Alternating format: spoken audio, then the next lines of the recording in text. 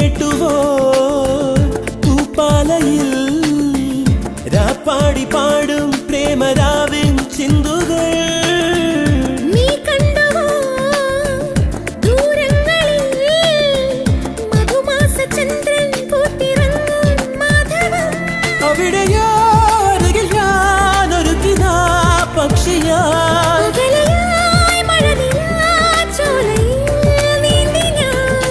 വിരഹമെന്ന പദമില്ല കവിതകളിൽ പിരിയുകയില്ലൊരു നിമിഷം